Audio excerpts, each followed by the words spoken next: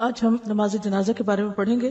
کسی نے ایک چھوٹا سا واقعہ لکھا ہے کہ ایک پی ایچ ڈی ڈاکٹر صاحب کے والد کا انتقال ہوا تو انہوں نے ایک عالم دین سے کہا کہ آپ نے نماز جنازہ پڑھانا ہے۔ جنازے کے بعد اس ڈاکٹر نے زار و قطار رونا شروع کر دیا۔ لوگوں نے اس کو تسلی دی کہ ایسا صدمہ ہر آدمی کو پیش آتا ہے کہ تم اتنا نہ رو، اس لیے صبر کرنا چاہیے، لیکن وہ مسلسل روتا رہا۔ آخر کار عالم دین نے آگے بڑھ کر پوچھا کہ آپ اتنا کیوں رو رہے ہیں؟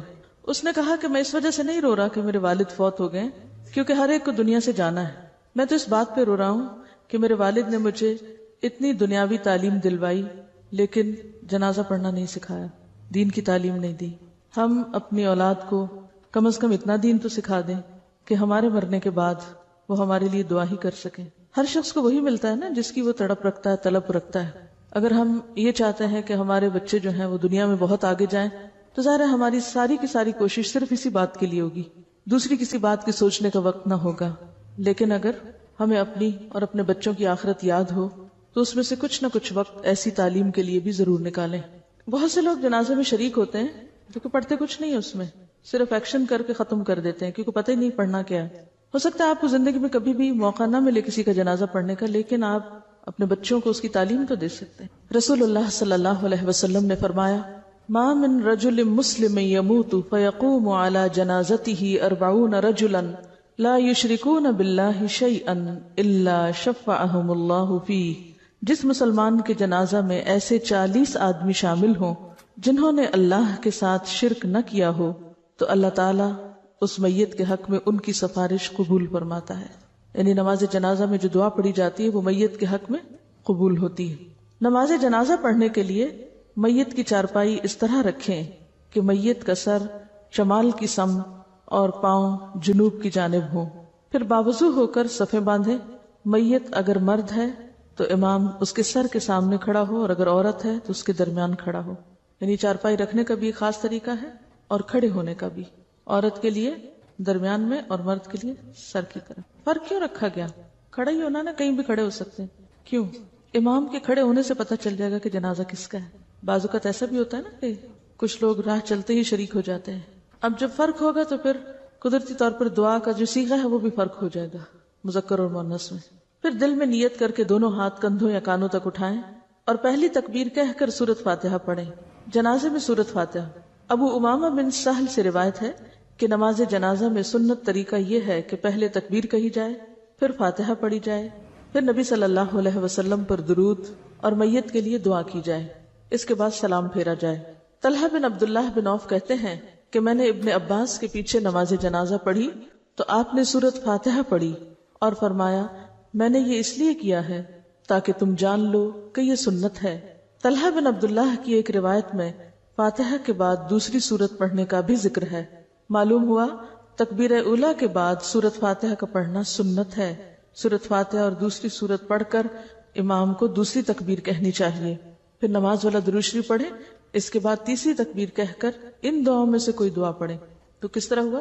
پہلی دفعہ اللہ اکبر کہہ کے سورۃ فاتحہ اور دوسری سورت پڑھ کر پھر اللہ اکبر کہہ کے درود شریف، پھر اللہ اکبر کہہ کے دعائے جنازہ۔ ٹھیک ہے؟ پہلی دعا، اللہم اغفر لحینا ومیتنا وصغیرنا وکبیرنا وذکرنا وانثانا وشاہدنا وغائبنا اللہم من احییتہ منا فأحیہ علی الایمان ومن توفیتہ منا فتوفہ علی الاسلام اللہم لا تحرمنا اجرہ ولا تضلنا بعدہ۔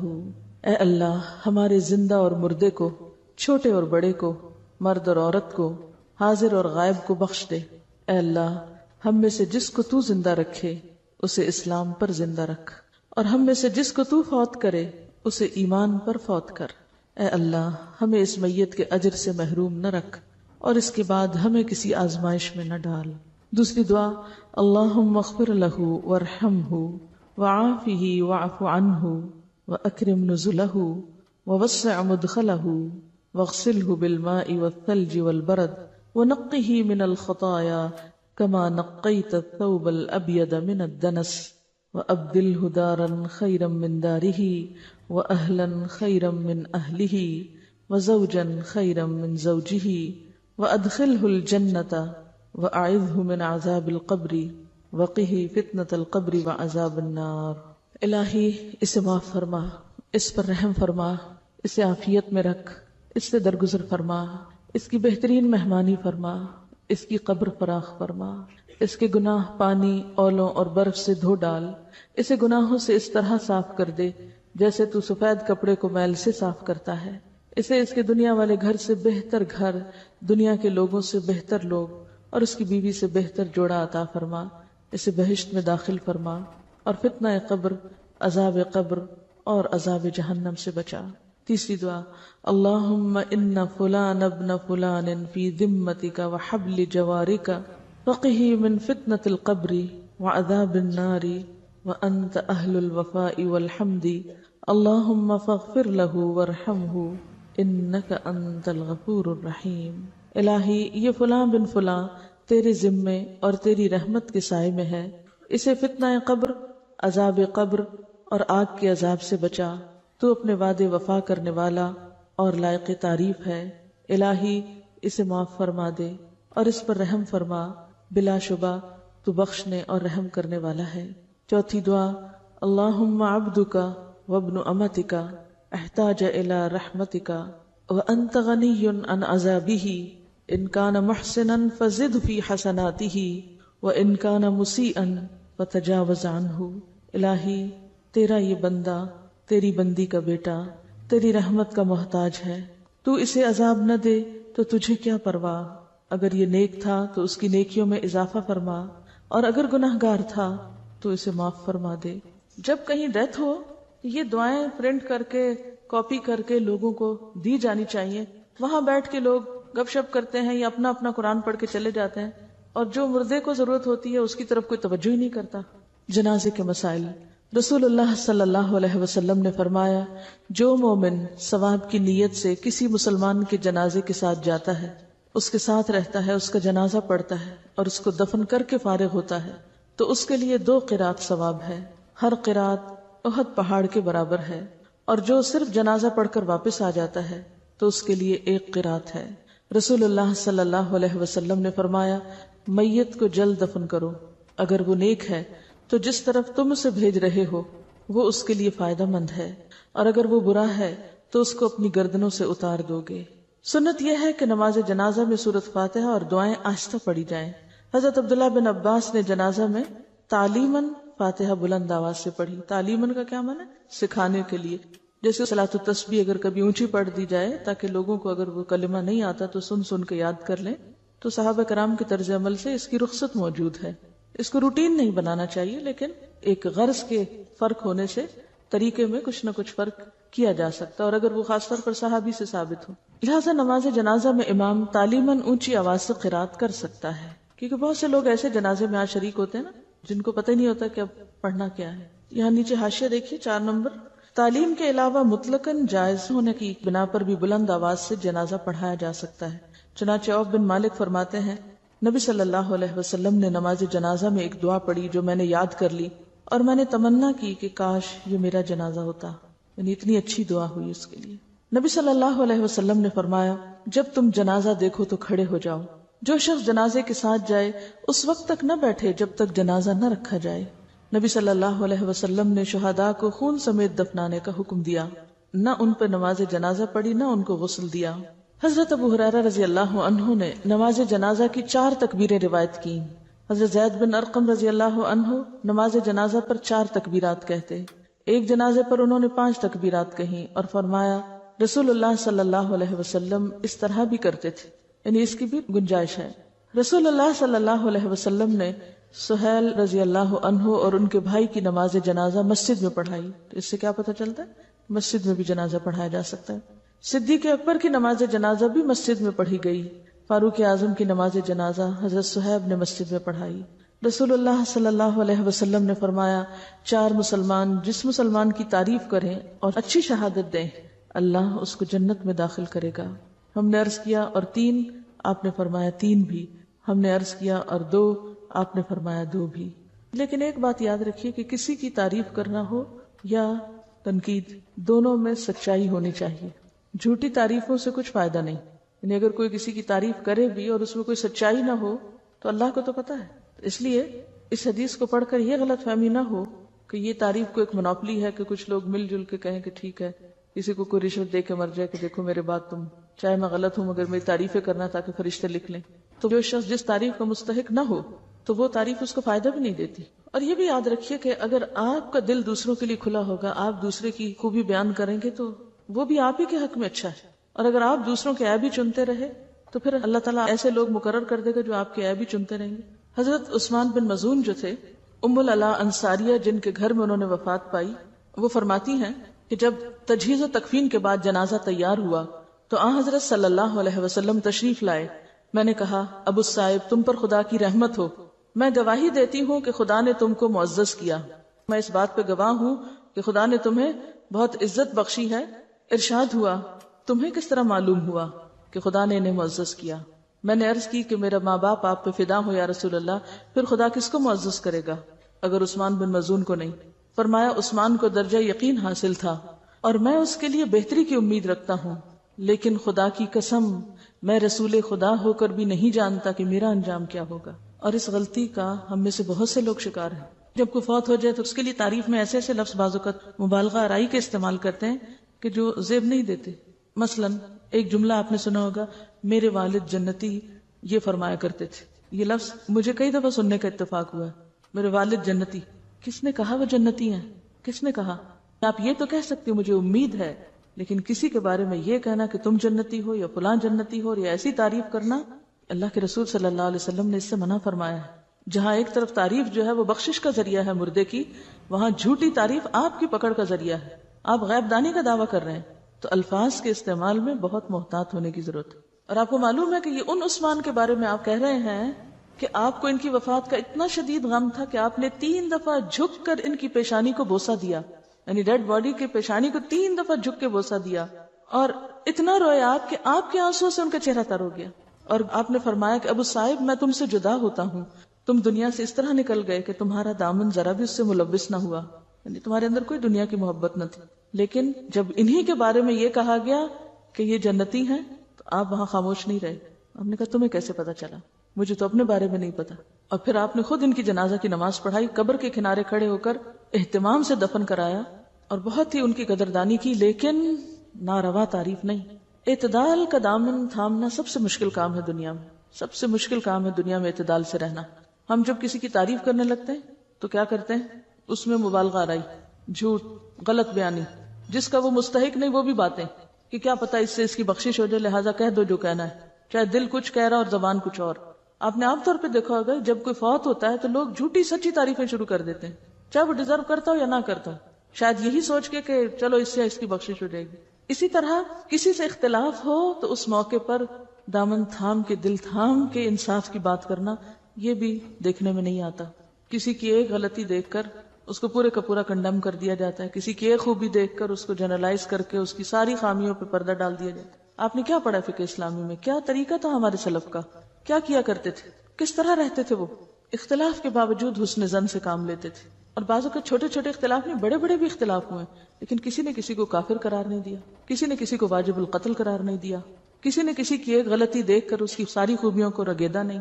تو یہ جو جنرلائزیشن کا مسئلہ ہے اس پر بھی بہت احتیاط کی ضرورت ہے. اس طرح تو دنیا میں کوئی ایک شخص بھی معصوم نہیں ملے گا آپ کو کہ جس سے آپ استفادہ کر سکتے. آپ سب کے لیے مغفرت کی دعا کر سکتے ہیں. اور یہاں تک آپ دیکھیے کہ ہمیں تو نہیں پتا ہوتا نا کہ کسی کا ایمان کیا تھا، لیکن آپ کو پتا تھا عبداللہ بن ابی کا ایمان کیا ہے، پھر بھی آپ دعا کے لیے تیار ہو گئے، لیکن اللہ کی طرف سے آپ کو روک دیا گیا کیونکہ ان کا نفاق واضح تھا. تو ظاہر کافر کے لیے دعا مانگنا منع ہے، مشرک کے لیے منع ہے، منافق کے لیے منع ہے. لیکن آج کے دور میں آپ کسی کا نفاق نہیں جانتے، اس لیے اپنی طرف سے حسن ظن رکھتے ہوئے ہر ایک کے لیے بھلے کی دعا کر دیں، لیکن جھوٹی تعریفیں کسی کی بھی نہ کریں، اور نہ ہی کسی سے اختلاف پر غلط زبان استعمال کریں. ما يلفظ من قول الا لديه رقیب عتید. کوئی نہیں چھڑائے گا آپ کو، اپنا حساب خود دینا پڑے گا. بعض اوقات ہم صرف میت کے لواحقین کو خوش کرنے کے لیے جھوٹی تعریفیں شروع کر دیتے ہیں. بہت ہی کامن ہے یہ بات کہ زندگی میں ایک دوسرے کی شکل بھی نہیں دیکھتے، اور جب فوت ہوتے ہیں تو صرف لوگوں کے دکھاوے کے لیے جھوٹی تعریفیں کر رہے ہوتے ہیں. اصل میں جھوٹی منافقت ہے اور جھوٹ عام ہو گیا ہے. میں سمجھتی ہوں کہ اگر ہم سب کی ایک چیز کی اصلاح ہو گئی اور وہ جھوٹ ہے، ساری چیزیں درست ہو جائیں. اور اگر اس سے نہیں نکلے تو پھر صرف خول ہے دینداری کا، لبادہ ہے. جی یہ کہتی ہیں کہ بعض اوقات ہم کسی کو جانتے نہیں ہوتے، وہاں ہم تعریف کر ہی نہیں سکتے، ظاہر ہے کہ بغیر جانے آپ کسی کی تعریف کیسے کریں گے؟ تو ایسے موقع پر دعا کریں کہ اللہ تعالیٰ ان پہ اپنی رحمت فرمائے، ان کی بخشش کی دعا مانگے. کبھی بھی کچھ کہنے لگے تو ذرا رک کے ضرور سوچا کریں یہ بات میرے دل کی بات ہے یا بس دوسرے کو خوش کرنے کے لیے کہہ رہی ہیں. دیکھیے کوئی اگر ہم سے خوش ہو بھی گیا تو کیا دے گا ہمیں، بتائیں تھوڑی دیر کے لیے سوچیں کیا دے گا کوئی. اور اگر کوئی ہم سے ناراض ہو بھی گیا کیا نقصان ہو جائے گا؟ بندوں کے ہاتھ میں ہمارا رزق ہے. اللہ کو ناراض کرتے ہیں، پرواہ ہی نہیں، فکر ہی نہیں. اسی طرح شہید کہنے سے بھی روکا گیا ہے، اور یہ کتنا کامن ہے ہمارے ملک میں، ہر دوسرا بندہ شہید ہے. ٹھیک ہے اللہ سب کی شہادت قبول کرے، کیونکہ شہادت تو نیت کے ساتھ ہے. غائبانہ نماز جنازہ. غائبانہ نماز جنازہ پڑھنے پر نجاشی کے قصے سے دلیل لی جاتی ہے. یہ قصہ صحیح بخاری اور صحیح مسلم میں موجود ہے. حبشہ میں نجاشی کی وفات ہوئی اور مدینہ میں رسول اللہ صلی اللہ علیہ وسلم نے صحابہ کو ہمراہ لے کر اس کی نماز جنازہ پڑھائی. اس سے معلوم ہوا کہ میت کی غائبانہ نماز جنازہ پڑھی جا سکتی ہے. یہی جمہور کا مسلک. کسی صحابی سے اس کی ممانعت مروی نہیں. اب یہ جو اصل مؤلف ہیں ان کے اوپر حاشیہ ہے، اختلافی بات ہے. کچھ لوگوں نے حدیث قبول نہیں کی، انہوں نے مختلف قیدیں، شرطیں اور عذر تراشے ہیں، لیکن یہ سب ان کے اپنے عقلی خیالات ہیں، شرعاً اس کی کوئی دلیل نہیں. جب آپ نے ایک کام کر دیا تو کیا ہوا؟ دلیل ہو گئی. مثلاً یہ کہا جاتا ہے کہ یہ عمل نبی صلی اللہ علیہ وسلم کے ساتھ خاص تھا، مگر یاد رہے کہ نبی صلی اللہ علیہ وسلم کا ہر عمل پوری امت کے لیے اسوہ اور نمونہ ہے. اس لیے آپ کا کوئی عمل آپ کے ساتھ اس وقت تک خاص نہیں قرار دیا جا سکتا جب تک کہ اس کے خاص ہونے کی کوئی واضح دلیل نہ ہو. یعنی یہ ثابت کرنا کہ یہ آپ کے لیے خاص ہے، اس کے لیے بھی دلیل ہونی چاہیے. یہ بھی کہا جاتا ہے کہ آپ کے لیے نجاشی کی میت سے پردہ ہٹا دیا گیا تھا، مگر اولاً تو اس کی کوئی صحیح روایت نہیں. دوسرے یہ کہ اگر پردہ ہٹا بھی دیا گیا ہو تو یہ خاص ہونے کی دلیل نہیں بن سکتا، کیونکہ یہ تو اس بات کی کوئی دلیل نہیں کہ پردے کا ہٹایا جانا ہی اس نماز کے مشروع ہونے کی بنیاد تھی. دوسرے نبی صلی اللہ علیہ وسلم نے گہن کی نماز پڑھائی. دوران نماز آپ کو جنت و جہنم دکھائی گئی. کیا کوئی کہہ سکتا ہے کہ چونکہ آپ کے بعد کسی کو جنت و جہنم نہیں دکھائی جائے گی اس لیے گہن کی نماز آپ کے ساتھ خاص ہوئی اور کسی اور کے لیے مشروع نہیں؟ اگر آپ نے گہن کی نماز پڑھی تو سب کے لیے پڑھنی جائز ہے. یہ بھی کہا جاتا ہے کہ یہ نماز نبی صلی اللہ علیہ وسلم نے صرف نجاشی کے لیے پڑھی. دوسرے صحابہ کی وفات ہوئی اور آپ کو خبر بھی ملی، مگر آپ نے ان کی نماز جنازہ غائبانہ نہیں پڑھی. مگر یہ بھی صحیح نہیں، کیونکہ نجاشی کی وفات پر رجب 9 ہجری میں یہ نماز جنازہ غائبانہ مشروع ہوئی، اور اس وقت سے آپ صلی اللہ علیہ وسلم کی وفات تک آپ سے دور دراز کسی صحابی کی وفات پانے کا کوئی ذکر نہیں ملتا. ٹھیک ہے، یعنی ان کے خیال میں نجاشی کی وفات کب ہوئی؟ 9 ہجری میں، اور اس کے بعد آپ کی زندگی میں کوئی ایسا واقعہ نہیں ہوا کہ صحابہ کی وفات کی خبر سنی ہو. اور اگر کسی کی وفات ہوئی بھی اور آپ کو اس کا علم بھی ہوا پھر بھی آپ نے اس کی غائبانہ نماز جنازہ نہ پڑھی تو زیادہ سے زیادہ یہ بات اس کی دلیل ہوگی کہ نماز غائبانہ چھوڑی جا سکتی، تخصیص کی دلیل نہ ہوگی. باقی رہے شہداء تو بالعموم ان کی نماز جنازہ پڑھی نہیں جاتی. تو بہت سے صحابہ کرام جو باہر جا کے کہیں فوت ہوئے وہ شہید کے درجے میں تھے. یہ بھی کہا جاتا ہے کہ نجاشی ایسی جگہ فوت ہوا تھا جہاں کوئی نماز جنازہ پڑھنے والا نہ تھا، مگر سیرت نگاروں نے لکھا ہے کہ مکہ میں حبشہ کی ایک جماعت نے آ کر ایمان قبول کیا تھا. یہ بھی کہا جاتا ہے کہ نجاشی ایسی جگہ فوت ہوا تھا جہاں کوئی نماز جنازہ پڑھنے والا نہ تھا، مگر سیرت نگاروں نے لکھا ہے کہ مکہ میں حبشہ کی ایک جماعت نے آ کر ایمان قبول کیا تھا، جس پر وَإِذَا سَمِعُوا مَا أُنزِلَ إِلَى الرَّسُولِ اور دوسری آیات نازل ہوئیں. پھر مدینہ میں ان کی ایک بڑی مومن جماعت تشریف لائی تھی. یعنی یہ تو بات بعید ہے، بہت عقل سے دور ہے کہ اتنے مسلمان ایک جگہ ہوں اور وہ اپنے معزز ترین بادشاہ کی نماز جنازہ ادا نہ کریں، لہٰذا یہ عذر درست نہیں ہے. قبر پر نماز جنازہ، یعنی ایک بار اگر کوئی شخص دفن ہو چکا ہو تو کیا پھر بھی جنازہ پڑھا جا سکتا ہے؟ حضرت ابو ہریرہ رضی اللہ عنہ سے روایت ہے کہ سیاہ رنگ کی ایک خاتون مسجد نبوی میں جھاڑو پھیرا کرتی تھی. وہ نظر نہ آئی تو آپ نے اس کے بارے میں پوچھا. صحابہ نے بتایا کہ وہ فوت ہو گئی. آپ نے فرمایا تم نے مجھے کیوں نہ اطلاع کی، مجھے اس کی قبر بتاؤ.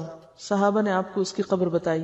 پھر آپ نے قبر پر نماز جنازہ پڑھی اور فرمایا یہ قبریں تاریکی اور ظلمت سے بھری ہوتی ہیں، میری نماز کے سبب اللہ تعالیٰ ان کو روشن کر دیتا ہے. تو اس سے کیا پتہ چلتا ہے کہ مسجد کی صفائی، ایسی جگہ کی صفائی جہاں اللہ کا ذکر بلند کیا جائے، بڑی سعادت کے کاموں میں سے. اس کو خوشی اور شوق سے کرنا چاہیے، اس کو اپنی شان کے خلاف نہیں سمجھنا چاہیے.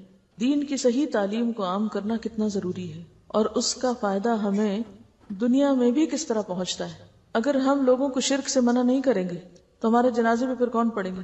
اور اگر آپ ایسی تعلیم عام کرتے ہیں اور آپ کی اس تعلیم سے لوگوں کے عقیدے درست ہوتے ہیں اور وہ مرنے کے بعد آپ کے لیے دعا کرتے ہیں تو وہ دعائیں آپ کے لیے فائدہ مند ہوں گی. یعنی کر بھلا ہو بھلا، آپ دوسروں کے ساتھ مہربانی کریں، اللہ آپ پر مہربان ہوگا. یعنی نیکی کا ایک سلسلہ شروع ہو جاتا ہے نا.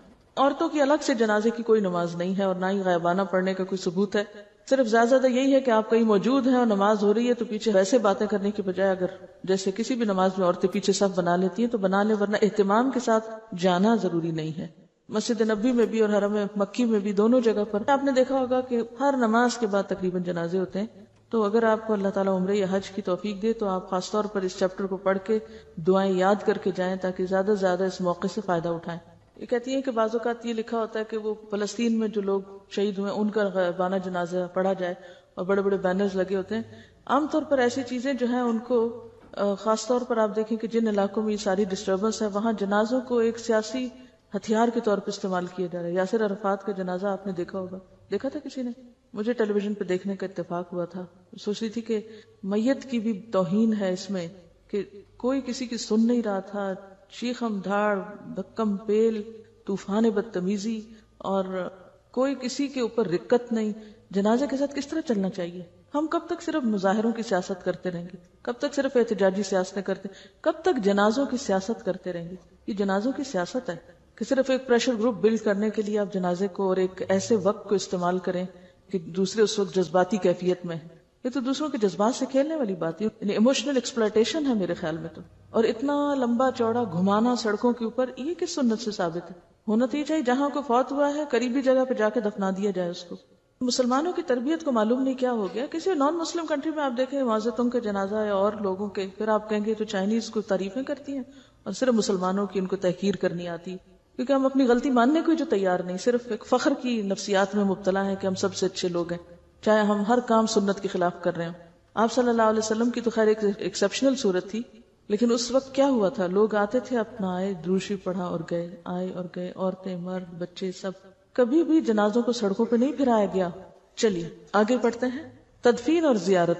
عقبہ بن عامر رضی اللہ عنہ کہتے ہیں کہ 3 ساعات کان رسول اللہ صلی اللہ علیہ وسلم ینہانا ان نصلی فیہن او ان نقبر فیہن موتانا حین تطلع الشمس بازغة حتى ترتفع وحين يقوم قائم الظهيرة حتى تميل الشمس وحين تضيف الشمس للغروب حتى تغرب۔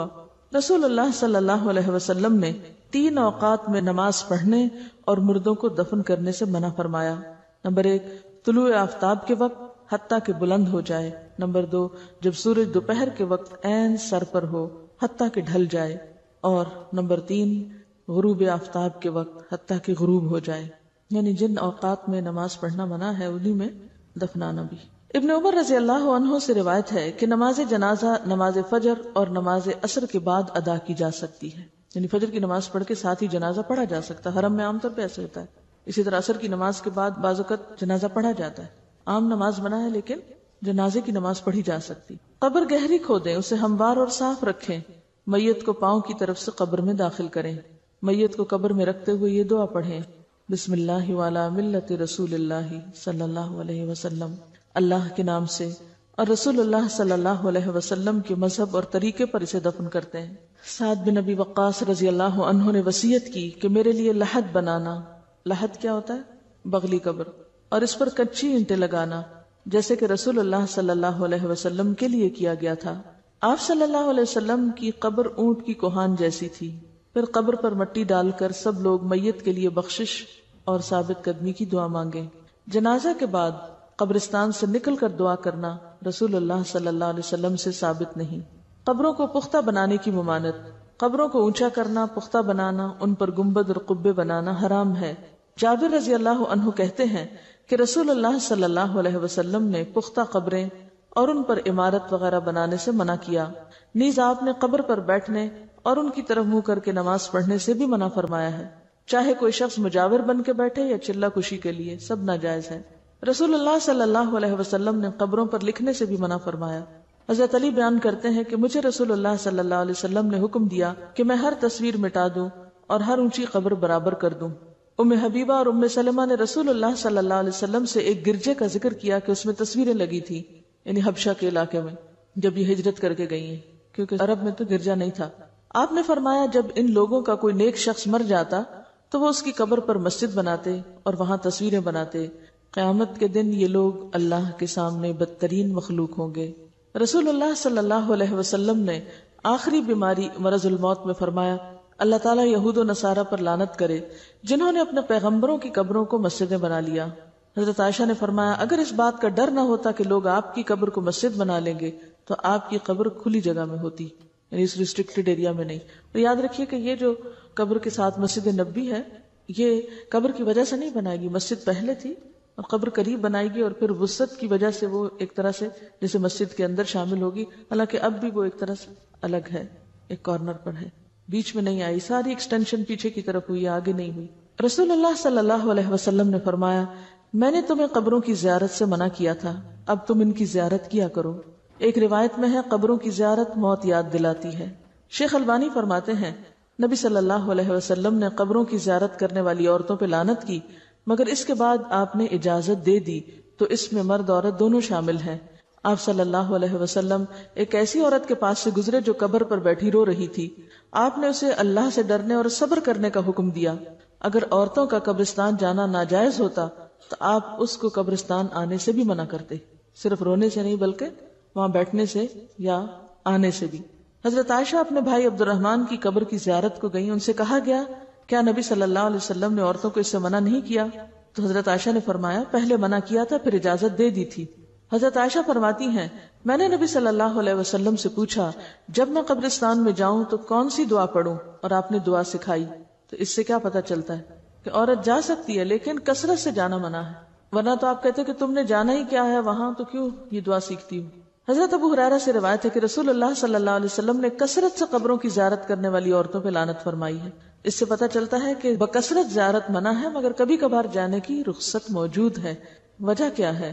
آپ صلی اللہ علیہ وسلم فرمایا فزوروها فإنها تزهد الدنيا وتذكر الآخرة، ان کی زیارت کیا کرو کیونکہ یہ دنیا سے بے رغبتی کرواتی ہے انسان کو اور آخرت کی یاد دلاتی ہیں۔ رسول اللہ صلی اللہ علیہ وسلم نے فرمایا مردوں کو برا نہ کہو، جو اعمال انہوں نے کیے تھے وہ انہیں مل گئے۔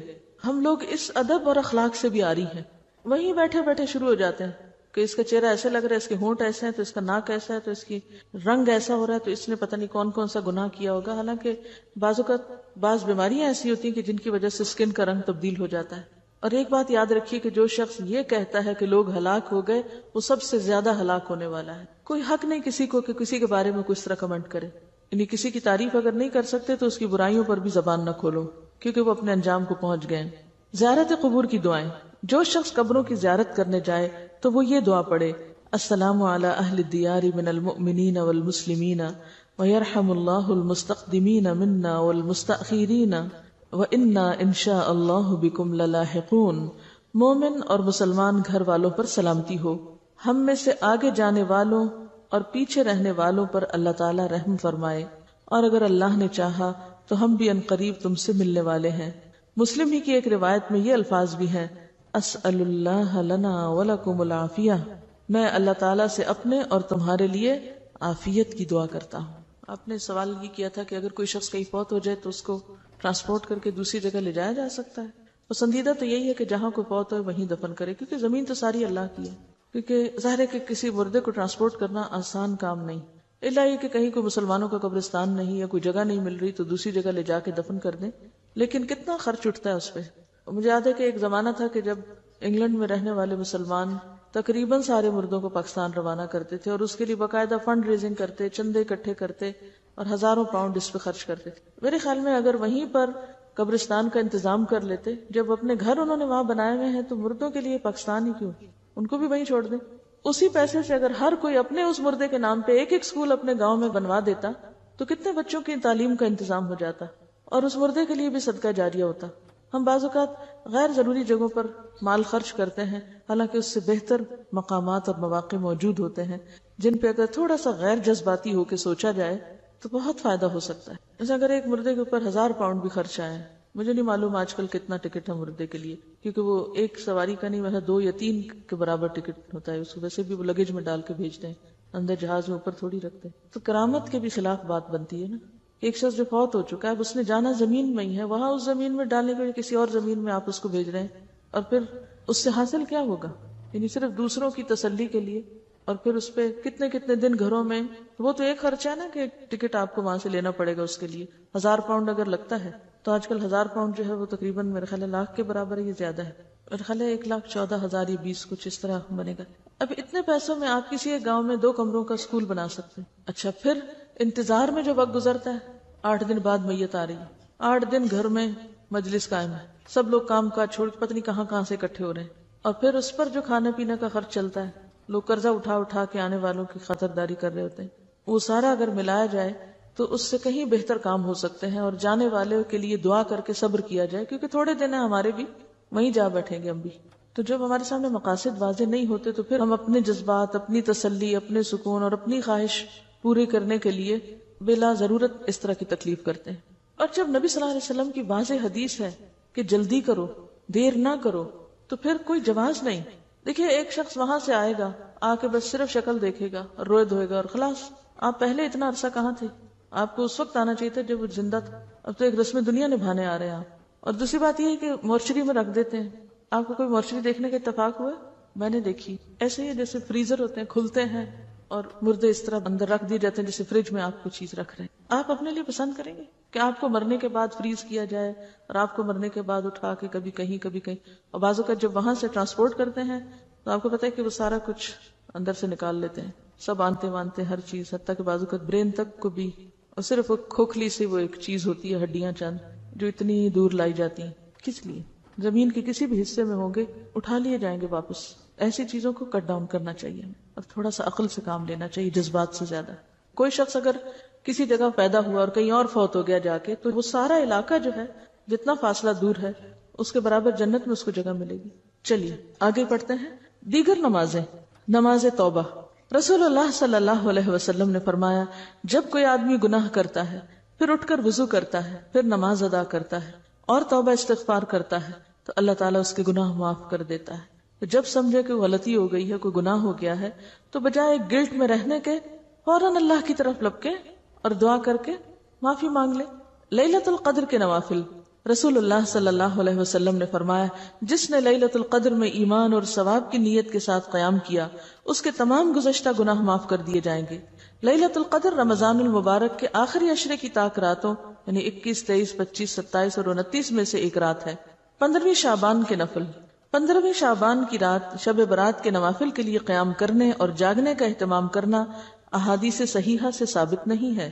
اس طرح صرف 15 شعبان کو روزہ رکھنے والی روایت بھی جو ابن ماجہ میں ہے سخت ضعیف ہے. قیامت کے دن صرف وہی نماز قبول ہوگی جو نبی صلی اللہ علیہ وسلم کی سنت کے مطابق ہوگی. ایک اور نماز جس کے بارے میں سوال کیا گیا تھا وہی صلاۃ حاجت، کہ اس کا ذکر نہیں آیا. بات یہ ہے کہ صلاۃ حاجت بنیادی طور پر کیا ہے؟ حاجت کی نماز. حاجت کی نماز سے مراد کیا ہے؟ کہ جب آپ کو کوئی ضرورت پیش آئے، جیسے حدیث میں آتا ہے آپ صلی اللہ علیہ وسلم کو جب بھی کوئی مشکل پیش آتی تو آپ فوراً نماز کی طرف لپکتے، جیسے قرآن میں بھی آتا ہے وَاسْتَعِینُوا بِالصَّبْرِ وَالصَّلَاةِ، صبر اور نماز کے ساتھ مدد لو. تو اس میں آپ جا کے 2 رکعت نفل پڑھ کے اللہ سے دعا کر لیں، یہی صلاۃ حاجت ہے. وہ جو دعا ہے اس کے بارے میں بعض لوگوں کا خیال ہے کہ اس کی سند ضعیف ہے، لیکن بحیثیت دعا کے یعنی بحیثیت دعا اس میں کوئی کمی بیشی نہیں ہے. اگر آپ یہ نہ سمجھیں کہ یہ نبی صلی اللہ علیہ وسلم سے ثابت ہے، اور ویسے دعاؤں میں بحیثیت دعا کے اس کو پڑھ لیں جیسے آپ اپنی اردو پنجابی کی دعائیں مانگتے ہیں، تو اس طرح تو کوئی حرج نہیں. لیکن یہ سوچنا کہ یہ چیز نبی صلی اللہ علیہ وسلم سے اسی طریقے کے ساتھ ثابت ہے تو ایسا نہیں ہے، کیونکہ روایت میں ذوق ہے، اس لیے اس مخصوص طریقے کی پابندی لازم نہیں، یعنی اس مخصوص طریقے کی پابندی نہیں کرنی چاہیے. لیکن 2 رکعت نماز پڑھنے سے کوئی چیز آپ کو نہیں روکتی. آپ کو جب بھی کوئی حاجت ہو آپ اس وقت 2 رکعت نماز پڑھ سکتے ہیں، یہی صلاۃ حاجت ہے. ٹھیک ہے، چلیے کام تمام. تو الحمدللہ آپ کی کتاب مکمل ہوئی. وآخر دعوانا ان الحمدللہ رب العالمین. سبحانک اللہم وبحمدک نشہد ان لا الہ الا انت نستغفرک ونتوب الیک. السلام علیکم ورحمۃ اللہ وبرکاتہ.